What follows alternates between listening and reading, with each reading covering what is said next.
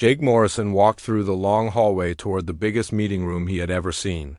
His black uniform felt heavy on his shoulders, and his boots made small clicking sounds on the smooth floor. The datapad in his hand contained everything humanity had worked for during the past 5 years.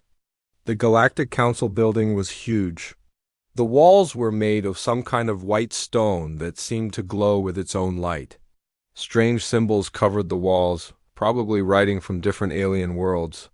Jake had studied many alien languages, but there were so many he could not read them all. Other beings walked past him in the hallway. Some looked almost human but had blue or green skin. Others were tall and thin like walking trees. A few floated in the air without touching the ground. Jake tried not to stare, but it was hard. Eva. After 10 years since first contact with aliens, seeing them still felt amazing. Lisa Carter walked beside him. She was Earth's best diplomat and had spent months getting ready for this day. Her brown hair was pulled back in a neat style, and she carried a briefcase full of documents. She had practiced her speech so many times that Jake could probably say it from memory. Behind them came Dr. Helen Brooks and Commander Paul Stone. Helen was a scientist who studied alien life forms. She was small and quiet, but she knew more about alien biology than almost anyone on Earth. Paul was a military officer with gray hair and serious eyes. He had fought in the war against the Krex Raiders 3 years ago. The 4 humans were Earth's hope for joining the inner circle of the Galactic Council. This was the most important group in the galaxy. Only the strongest and smartest species could join. If humanity became a member, they would get access to amazing technology, protection from enemies, and trade with the richest worlds. They reached the main doors of the council chamber. The doors were 20 feet tall and made of metal that looked like liquid silver. When they opened, Jake felt his breath catch in his throat. The room was enormous. The ceiling was so high that Jake could barely see it. Thousands of seats filled the space, arranged in a giant circle. In the center was a small platform where speakers would stand. Above everything, a huge dome showed the stars outside, making it feel like they were floating in space. Jake had seen pictures of this room, but being here in person was completely different. The air smelled like flowers and metal at the same time. Strange music played softly from speakers he could not see. The temperature was perfect.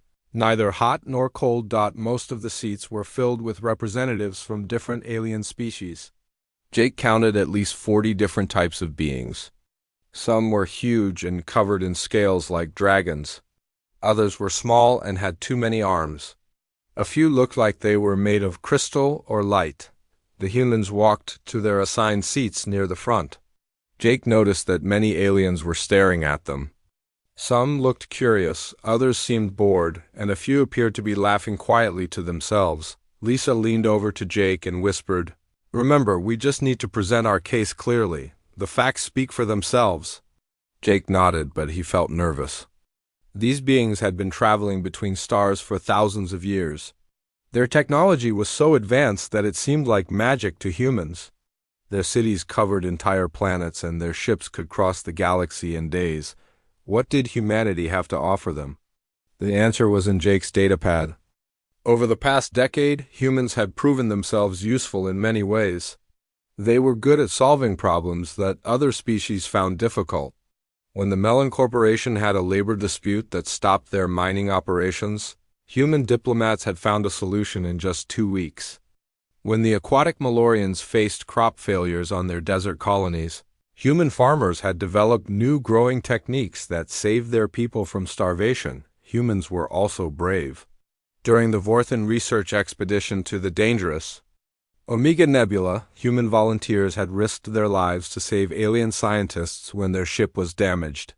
During the pirate attacks on the frontier zones, human patrol ships had fought alongside alien forces to protect innocent colonies, but most importantly, humans were adaptable. They could live on worlds that other species found impossible. They could work with anyone, learn any language, and find ways to get along with beings that had nothing in common with them. A deep sound filled the chamber like a bell ringing underwater. All conversation stopped. At the center of the room, a platform began to rise from the floor. On it stood High Council Speaker Morazeth. The leader of the Galactic Council. Morazeth was ancient, even by alien standards. His people had founded the Galactic Council 10,000 years ago. He was tall and thin, with skin that looked like old leather and eyes that glowed with soft blue light. When he spoke, his voice carried easily through the huge room without any need for microphones. "The Council recognizes the delegation from Earth," Morazeth said. "Captain Morrison, you may present your species' request." Jake stood up and walked to the center platform. The metal surface was smooth under his feet, and he could feel the eyes of thousands of beings watching him. He looked up at the dome showing the stars and thought about Earth, small and blue and far away. He thought about the billions of people back home who were counting on him. Children who dreamed of visiting other worlds. Scientists who wanted to learn from alien teachers. Farmers who hoped to feed hungry populations on distant colonies. Soldiers who wanted to protect their allies. Jake activated his datapad and began to speak. His voice was steady and clear. "Honored members of the Galactic Council," he said, "I stand before you today representing the human species of Earth. We come not as conquerors or supplicants, but as partners ready to contribute to the greater good of the galaxy." He began to present the evidence of humanity's worth. He showed videos of human diplomats solving complex disputes. He displayed data about human agricultural innovations that had helped feed struggling colonies. He presented military records showing human courage and loyalty in battle. For 30 minutes, Jake spoke about humanity's achievements. He talked about their exploration of dangerous regions, their rescue missions, their research contributions. He explained how humans had already proven themselves valuable allies to dozens of species. Lisa followed with economic projections. She showed how human membership in the inner circle would benefit trade, create new markets, and strengthen the galaxy's economy.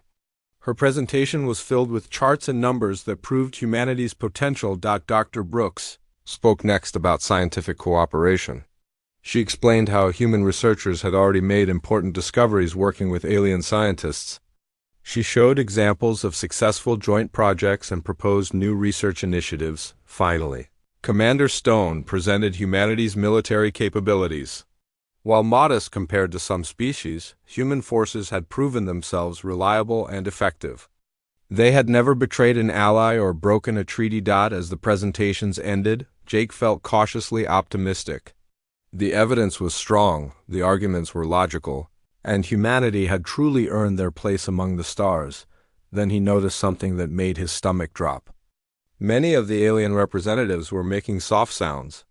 At first, Jake thought they were talking among themselves. But as the sounds grew louder, he realized the truth. They were laughing. The laughter started quietly, like distant thunder. Jake Morrison stood on the platform in the center of the council chamber, still holding his datapad. At first, he thought maybe he was hearing wrong. But the sound grew louder and clearer. They were definitely laughing at him. The first to laugh openly was Valkorath, the representative from the Xanthari Empire. His body was made of living crystal that sparkled under the chamber's lights. When he laughed, his crystal form rang like breaking glass. The sound was sharp and cold, filling the huge room. "Humans want to join the inner circle," Valkorath said, his voice carrying through the translation system. "These baby mammals who just learned to fly between stars want to sit with the ancient powers of the galaxy." More laughter joined his. The aquatic Malorians made gurgling sounds that might have been funny in other circumstances. Their fish-like faces showed clear amusement as they spoke to each other in their water bubble breathing masks. Jake felt his face grow hot, but he kept his expression calm. Behind him he could sense Lisa Carter's anger. Though she also kept her face neutral, Dr. Brooks was gripping her datapad so tightly her knuckles turned white. Commander Stone looked like he was ready to fight, but he stayed in his seat. High Chancellor Zixnara of the Hegemony Council stood up.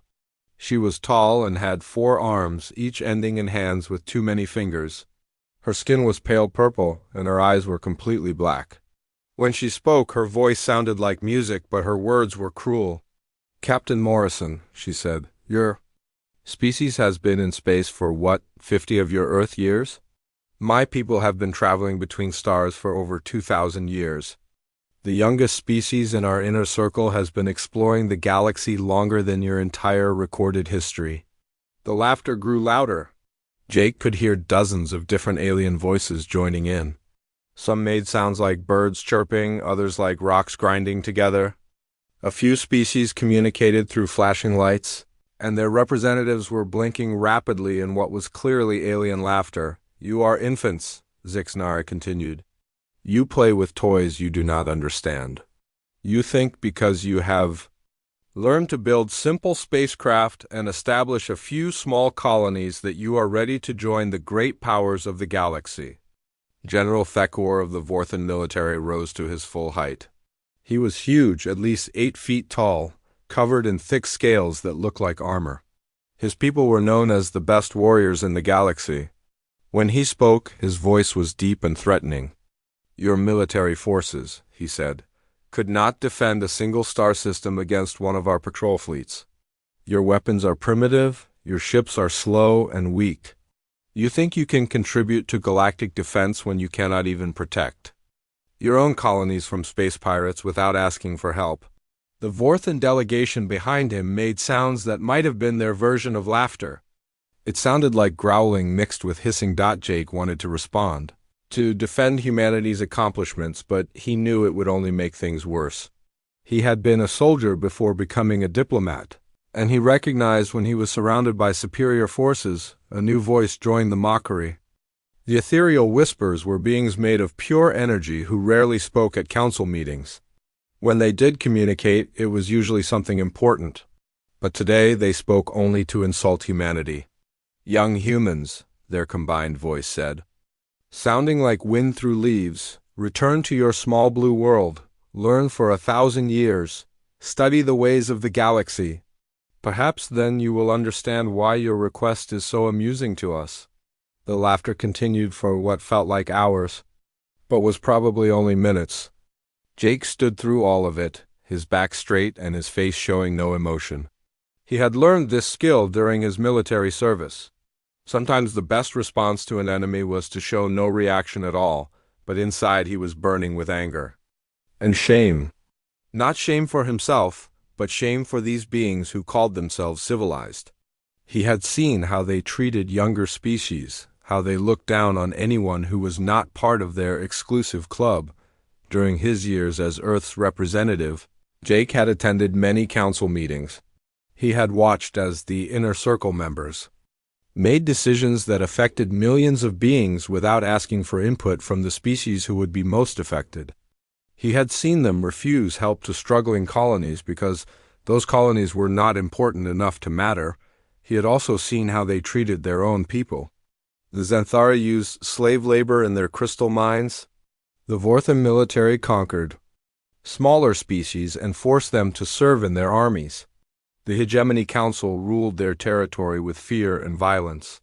These beings thought they were better than humanity because they were older and more powerful. But Jake knew that age. And power did not make someone wise or good. Sometimes it just made them cruel. The laughter finally began to die down. High Council Speaker Morazith raised one of his thin hands for silence.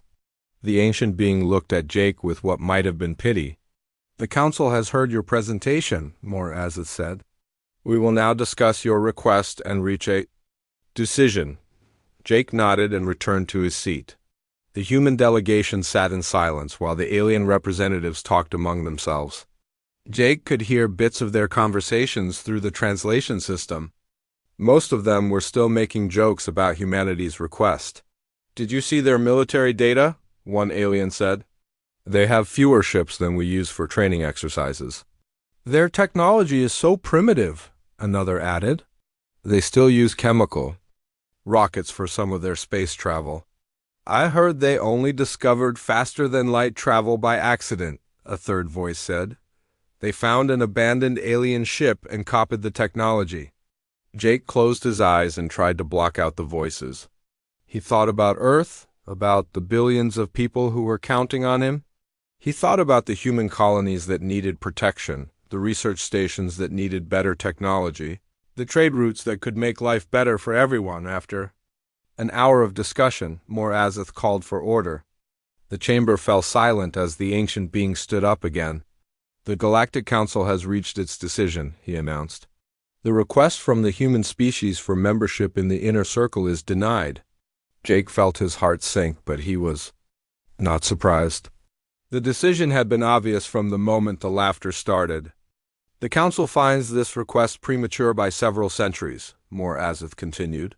Humanity lacks the experience, technology, and wisdom necessary for inner circle membership. The alien representatives nodded in agreement.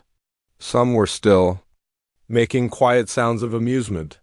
However, Morazeth said, the Council recognizes humanity's enthusiasm and potential. We offer instead a provisional outer membership. You may continue your current level of trade and cooperation. You may participate in selected cultural exchanges and research projects. In time, perhaps your species will develop the capabilities necessary for greater responsibility. It was a gentle way of saying that humans could remain as junior partners, always dependent on the mercy of their betters. Jake understood the message clearly. Humanity would be allowed to exist on the edges of galactic civilization, but they would never be considered equals. Jake stood up and walked back to the center platform. Every eye in the chamber was on him as he prepared to respond to the Council's decision. The aliens probably expected him to argue, to plead, to show the emotional instability they believed was typical of younger species. Instead, Jake simply nodded. The human delegation accepts the Council's decision, he said. We thank you for your time and consideration. And with that, he turned and walked away from the platform. Lisa, Helen, and Paul followed him without a word. The four humans gathered their materials and headed for the exit. As they walked through the chamber, Jake could hear the aliens resuming their conversations. Most had already forgotten about the humans and moved on to other business. After all, what could such a primitive species possibly do that would matter to the mighty Galactic Council? Jake Morrison smiled quietly to himself as he walked through the tall doors. They were about to find out. 2 weeks after the council meeting, Captain Bob Harris was working late in his office on the human colony ship New Hope. The ship was stationed near the Bellin asteroid mining operation, where humans had been helping solve worker disputes for the past year. Bob was reviewing reports when his communication system buzzed. Captain Harris, we have an incoming message from the Bellin Corporation, his assistant said. They want to schedule a meeting about the mining dispute. Bob looked at the message on his screen. The Bellin aliens were having the same problem they always had. Their workers were unhappy with working conditions and production had stopped completely. Normally, Bob would have arranged a meeting within hours. Human diplomats had solved this exact problem 3 times before, but today Bob did something different. He deleted the message. Sir, his assistant said, should I respond to the Bellin Corporation? No, Bob said quietly. We will not be taking any more meetings with them. His assistant looked confused, but Bob did not explain. Instead, he sent a message to all human ships and stations in the sector. The message was simple. Effective immediately, all voluntary cooperation with council species is suspended. Continue only activities required by existing treaties. The same scene was happening all across the galaxy. On the human research station orbiting Kepler 442, Dr. Mary Johnson received a similar message.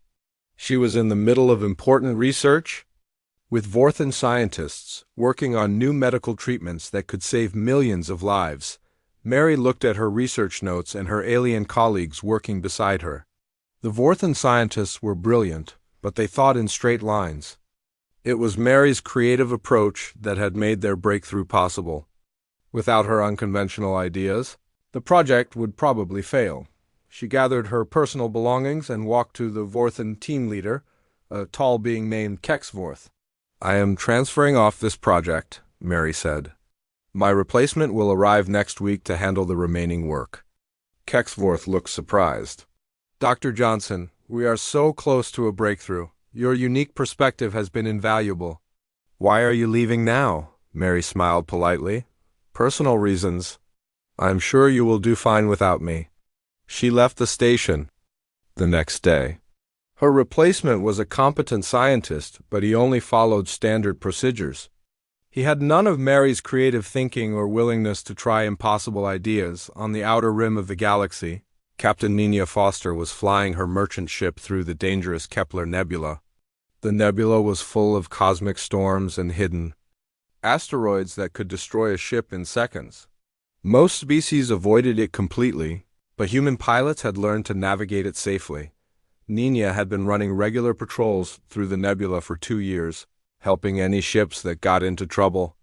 She had saved dozens of vessels from different species, always refusing payment for her rescue services. But today, when her sensors detected a distress signal from a Malorian cargo ship, Nina did something that would have been unthinkable just weeks before. She turned off her radio and changed course. The Malorian ship would have to wait for official rescue services, which might take days to arrive. Many of the crew might not survive that long, but Nina followed her new orders without question. Across the galaxy, similar scenes were playing out. Human agricultural experts stopped answering calls from struggling colonies. Human mediators canceled scheduled peace talks. Human rescue ships went silent on emergency frequencies. At first, the council species did not notice. They were too busy with their own important affairs to worry about what a few humans were doing. But as days turned into weeks, the effects began to show. The Xanthari crystal farms, which had been producing record harvests using human-developed techniques, saw their yields drop by half. The human experts who had taught them the new methods were gone, and the Xanthari workers could not remember all the details. Vel Korath, the Xanthari representative who had laughed loudest at the council meeting, found himself staring at production reports that made no sense. His people had been mining crystals for thousands of years, but somehow they had become dependent innovations. "Where are the human consultants?" he asked his production manager. "They have all returned to human space," the manager replied. "They said their contracts were complete." "Get them back," Velkorath ordered. "Offer them more money." But when the Xanthari tried to contact the human experts, they received polite but firm responses. The humans were not available for new contracts. They were focusing on internal projects. The aquatic Malorians faced an even worse problem. Their desert colonies were facing complete crop failure. The special growing techniques that humans had developed for high-salt environments were incredibly complex. Without human guidance, the Malorian farmers were making mistakes that killed entire harvests. Thousands of Malorian colonists were facing starvation. The council species had food to spare, but transporting it to the remote colonies was expensive and difficult. The humans had been providing free assistance for years, but now they were nowhere to be found. High Chancellor Zixnara tried to reach the human agricultural experts directly. Her message was returned with a simple reply. "The Terran Federation regrets that all agricultural specialists are currently assigned to internal projects. We are unable to provide external consultation at this time." The Vorthan military, despite their proud boasting, discovered they had their own problems. 3 separate supply convoys had been attacked by pirates in the past month. Normally, human patrol ships would have provided early warning and assistance, but the human ships had stopped their volunteer patrols. General Thekwar, who had mocked human military capabilities, found himself looking at casualty reports that showed the difference human cooperation had made. The human ships were small and weak compared to Vorthan warships, but they were fast and clever. They had been preventing attacks that his larger ships could not stop. "Contact the human fleet commander," Thekwar ordered. "Ask them to resume patrols in the disputed zones." The response came back quickly. "Human patrol ships are needed for defense of Terran space. We cannot spare vessels for external operations." As the weeks passed, the problems grew worse. The Outer Rim Rebellion, which had been simmering for years, suddenly exploded into violence. The Human Intelligence Network, which had been providing crucial information about rebel movements, had gone silent. Without human mediation, 3 different species that had been close to peace agreements returned to warfare. Without human rescue services, dozens of ships were lost in dangerous regions that had been safe for years. The Council species began to realize something that should have been obvious from the beginning. The humans had not been asking for charity. When they requested Inner Circle membership, they had been offering partnership for years. Humans had been quietly holding together dozens of relationships and operations across the galaxy. They had been the mediators, the problem solvers, the ones who showed up when nobody else would help. Now they were gone, and the galaxy was falling apart. Ambassador Kevin Ross, who had replaced Lisa Carter as Earth's representative, continued to attend required council meetings. But he was nothing like the warm, enthusiastic humans who had come before. He was professional, polite, and completely distant. When council members approached him for assistance, Kevin would smile and say, "I'm sorry, but that falls outside my official duties. Perhaps you should contact the Inner Circle members for help." The message was clear. The humans had tried to join the Inner Circle and been rejected. Now they were following the council's advice to focus on their own development. Council Speaker Morazeth found himself in the strange position of trying to understand what had gone wrong. The humans had accepted the council's decision without argument. They had not protested or demanded reconsideration. They had simply withdrawn, but their withdrawal was causing more damage than a military attack. The humans had been involved in so many aspects of galactic civilization that their absence was felt everywhere. As he sat in his private office, looking out at the stars, Morazeth began to understand the lesson humanity was teaching. Power was not just about having the biggest ships or the most advanced technology. Sometimes the most powerful thing you could do was walk away. The Council had laughed at humanity's request to join them. Now, as crises erupted across the galaxy, the laughter had died completely. In its place was a growing fear that they had made a terrible mistake. The humans had left without a word, and their silence was becoming the loudest sound in the galaxy. 6 months had passed since the council meeting, and the galaxy was burning. Not with fire and explosions, but with the slow collapse of systems that had worked smoothly for years. High Council Speaker Morazeth stood in his private office reading reports that painted a picture of disaster spreading across known space. The Zenthari Empire was facing its worst economic crisis in centuries. Their crystal production had dropped so low that they could barely meet their basic trade agreements. Velkorath, who had laughed so loudly at the human delegation, now spent his days desperately trying to understand the growing techniques his people had used for years with human help. How did we become so dependent on them? Velkorath asked his chief engineer during their morning meeting. The engineer, a veteran crystal farmer with decades of experience, looked embarrassed. "Sir, the humans taught us so many small improvements over the years. Each one seemed minor, but together they made our yields much higher. Without their guidance, we are making mistakes we did not even know were possible." The aquatic Malorians were facing something even worse than economic problems. Their outer colonies were dying. The desert worlds that had become productive farms with human help were now returning to wasteland.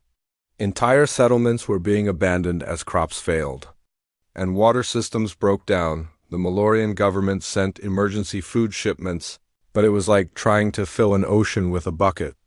The colonies needed the expertise that only humans could provide, and the humans were not responding to any requests for help. Commander Zek Melos, who oversaw the colonial territories, found himself staring at evacuation orders. Worlds that had supported millions of beings would soon be empty. The cost of the emergency operations was bankrupting his government. What about hiring human consultants as private contractors? He asked his staff. "We tried," his aide replied. "They said all human agricultural experts are committed to projects in Terran space. None are available for outside work." The Vorthan military discovered that their problems went far beyond simple patrol support. The humans had been providing intelligence, logistics coordination, and strategic planning that kept their entire operation running smoothly. Without human input, their supply lines were failing and their response times had doubled. General Thek War, who had boasted about Vorthan military superiority, was now dealing with 3 active rebellions and a pirate problem that was growing worse every day. His forces were stretched thin, and morale was dropping as casualties mounted. "Sir," his intelligence chief reported, "the Outer Rim Rebellion has spread to 5 more systems. They seem to know our troop movements before we make them." Theckwar slammed his scaled fist on the table. "How is that possible?" "Our communications are secure. The Human Intelligence Network used to provide early warning about rebel activities," the intelligence chief explained. "Without their information, we are operating blind." But the real disaster was happening in the civilian sectors. The humans had not just been helping with big military and economic problems. They had been involved in hundreds of smaller operations that kept daily life functioning across the galaxy. The space traffic control system in the busy Centauri sector was falling apart. Human coordinators had been managing the complex flight patterns that allowed thousands of ships to travel safely through the crowded space lanes.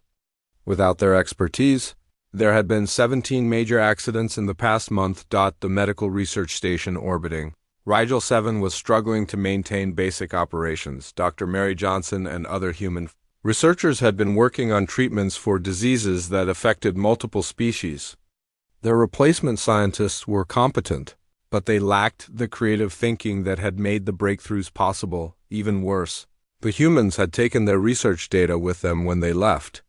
Years of work had disappeared overnight, leaving alien scientists with incomplete projects and no way to continue. The breaking point came when the Hegemony Council's main trade hub experienced a complete system failure. The complex computer networks that managed billions of transactions across dozens of worlds had been partially designed and maintained by human technicians. High Chancellor Zix Nara watched in horror as her economic empire began to crumble. Trade. Ships could not dock because the automated systems were malfunctioning. Financial records were being corrupted. Communication between different sectors was becoming impossible. "Get me the human technical team," she ordered her staff. They left. 3 months ago, her aide replied. "Their contracts expired and they said they would not be renewing, then hire new ones, pay them whatever they want."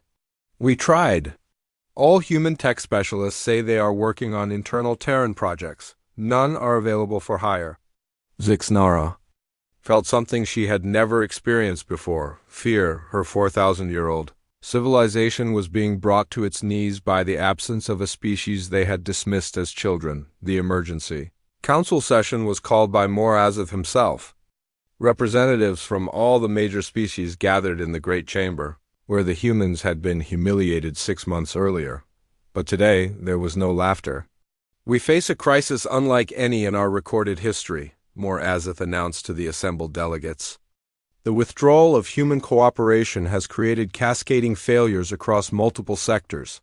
Velkorath stood up, his crystal form no longer sparkling with amusement. "My empire is facing economic collapse. We need human agricultural expertise. Immediately." "My colonies are dying," added Commander Zakmelos. "Millions of beings may have to be evacuated." General Theckwar looked grim as he delivered his report. "Military operations are failing across 3 sectors. We have lost more ships in the past 6 months than in the previous 5 years combined." The reports continued for hours. Every major species had similar stories. The humans had been so thoroughly integrated into galactic civilization that their absence was felt everywhere. "How did we not see this?" asked the representative from the Crystalline Consortium. "How did we become so dependent on such a young species?" Morazeth had been thinking about that question for weeks. "Because they made themselves useful," he said quietly. "They found problems we did not know we had, and solved them without being asked. They improved our system so gradually that we stopped noticing what they were doing." The truth was painful to admit. The council species had been so focused on their own superiority that they had ignored the quiet competence of their human partners. They had taken human help for granted, assuming it would always be available. "What do they want?" asked High Chancellor Zixnara. "Surely they will negotiate." "Everyone has a price." But Ambassador Kevin Ross, who attended the session as Earth's representative, had already made the human position clear. When approached by desperate council members, he responded with the same polite but firm message. The Terran Federation is currently focused on internal development, he would say. As the Council advised, we are taking time to learn and grow before seeking greater galactic responsibilities. The message was clear. The humans were following the Council's own advice. They were concentrating on their own civilization instead of helping others. If the Council wanted human assistance, they would have to change their attitude completely. Some Council members suggested using force to make the humans cooperate. But General War, despite his earlier boasting, admitted that human space was now surprisingly well defended. They have been building up their military for months, he reported. Their ships are still smaller than ours, but they have formed defensive alliances with several younger species. An attack would be costly and might push other species to join them. That was perhaps the most frightening development of all. The humans were not just withdrawing from galactic affairs. They were building something new with species that the Council had also dismissed as unimportant. The Kepler Federation, formed by humans and 6 younger species, was offering the kind of cooperative partnership that the Council had always claimed to represent but never actually practiced. Member species were treated as equals regardless of their age or military power. We created this problem ourselves, Morazeth finally admitted. We treated the humans as junior partners when they were actually essential partners. Now they have shown us what the galaxy looks like without them. As the Council session ended without any solutions, the representatives returned to their homeworlds to face growing crises. The humans had taught them a lesson that no amount of technology or military power could overcome. Sometimes the most devastating weapon was simply walking away. Outside the Council chamber, Ambassador Kevin Ross prepared his own report for Earth. The message was short and simple. Phase 1 complete. They are beginning to understand. The humans had not left in anger or spite. They had left to prove a point. And that point was becoming clearer every day as the galaxy struggled to function without them. The Council had laughed at humanity's offer of partnership. Now they were learning what it meant to lose partners they had never realized they needed. 1 year had passed since the Council meeting, and High Council Speaker Morazeth found himself doing something he had never done in his long life. He was preparing to apologize. The great chamber where the humans had been humiliated was nearly empty now. Many Council species were too busy dealing with their own crises to attend regular meetings. Those who did come looked tired and worried. The confident arrogance that had filled this room for thousands of years was gone. Morazeth looked at the data on his personal screen. The numbers told a story of galactic civilization slowly falling apart. Trade was down 60%. Military conflicts had tripled. Dozens of colonies had been abandoned. 3 entire species were facing economic collapse, and in the middle of all this chaos, the humans were thriving. Reports from the Outer Rim told an incredible story.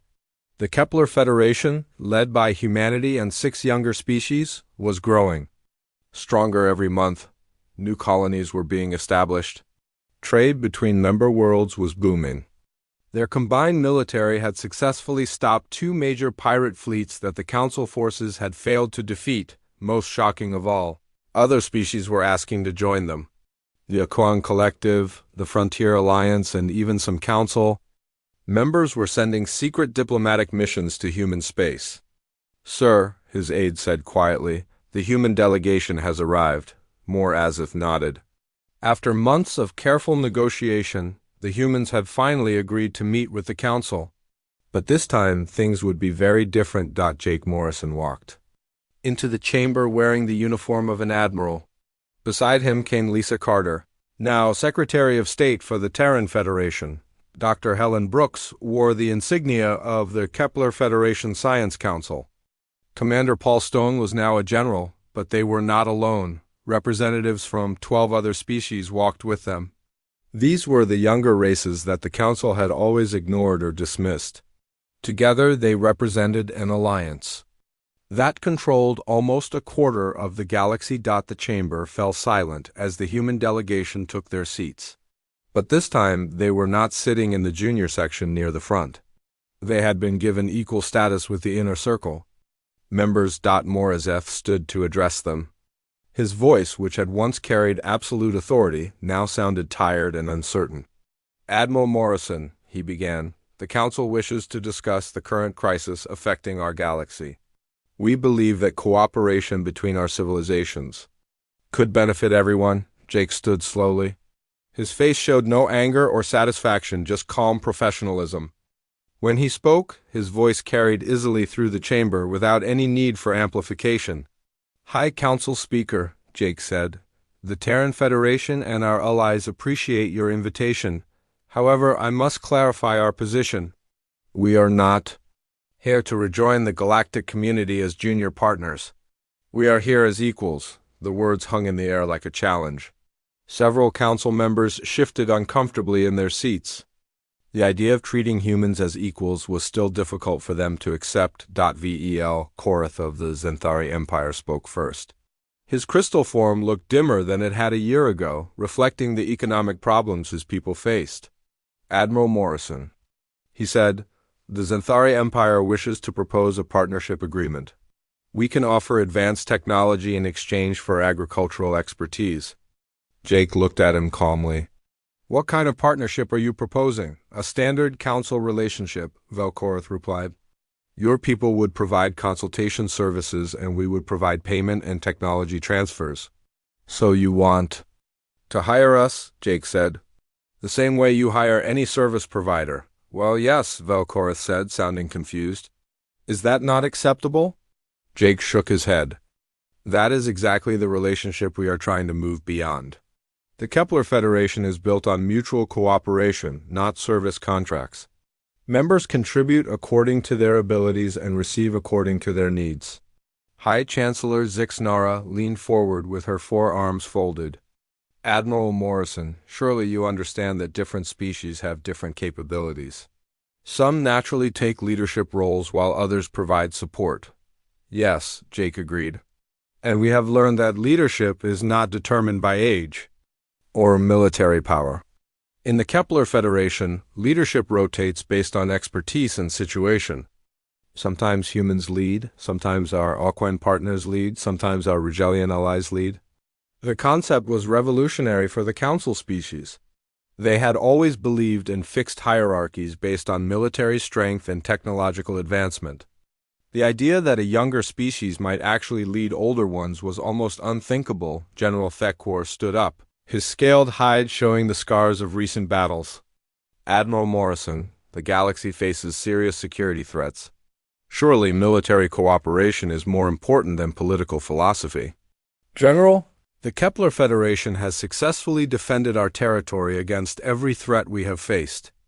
Our combined fleets have defeated pirates and raiders that Council forces could not stop. We have done this through cooperation, not domination. But you need our protection, Thakor insisted. Your forces are still small compared to ours. Jake smiled for the first time since entering the chamber. General, I think you misunderstand the current situation.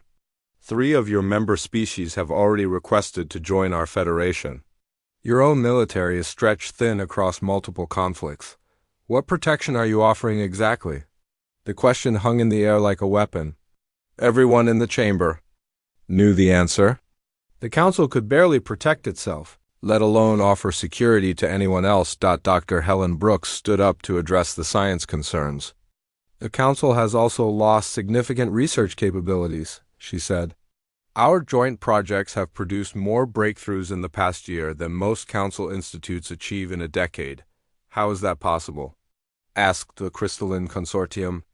Representative, you have access to less advanced equipment. Because we share information freely, Helen explained. When the Aquan researchers discover something new, they immediately share it with all Federation members. When our Rejellian partners develop new technology, everyone benefits. We do not hoard knowledge to maintain advantage over our allies. The Council members looked at each other with growing unease. Everything the humans described went against thousands of years of established practice. But the results spoke for themselves. Ambassador Kevin Ross, who had been quietly observing, finally spoke. The Council seems to be operating under the assumption That we want to return to our previous relationship. That is not why we are here. Then why are you here? Morazeth asked. To offer you the chance to join something better, Kevin said. The Kepler Federation is open to new members. Any species that agrees to our principles of equality and cooperation is welcome. The chamber erupted in shocked murmurs. The humans were not asking to rejoin the council. They were inviting the council to join them. You want us to abandon thousands of years of tradition? Velkorath asked. We want you to abandon thousands of years of failure, Jake replied calmly. Look around this chamber. Half your members are dealing with crises that cooperative solutions could have prevented.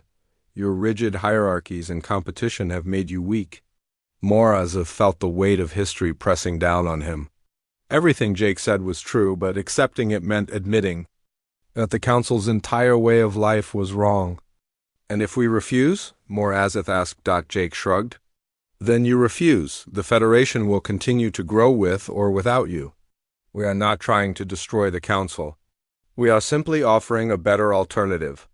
The human delegation began to gather their materials. The meeting was ending, but not the way anyone had expected. Wait, Morazeth called out. What are your terms for membership? Jake paused at the door. Simple equality. No senior partners, no junior partners, no hierarchies based on age or power. Every member species gets one vote regardless of their military strength or technological level. Decisions are made by consensus, not by the strongest forcing their will on others. And existing council members? Morazeth asked. Would be welcome as individual species, Lisa Carter replied. But the council as an institution would be dissolved. We are not interested in reforming an old system. We have built a new one. As the human delegation left the chamber, the remaining council members sat in stunned silence. The species they had laughed at a year ago had just offered to let them join as equals in something they had created outside the chamber. Jake Morrison looked up at the stars visible through the dome. Somewhere out there, the Kepler Federation was growing stronger every day. New species were joining regularly, drawn by the promise of true cooperation. The council had laughed when humanity asked to join their exclusive club. Now humanity had built their own club, and it was better than anything the council had ever imagined. The galaxy was changing, and humanity was leading that change not through conquest or force, but through the simple revolutionary idea that all intelligent species deserved to be treated as equals. The council's laughter had stopped. In its place was the sound of a new future being born.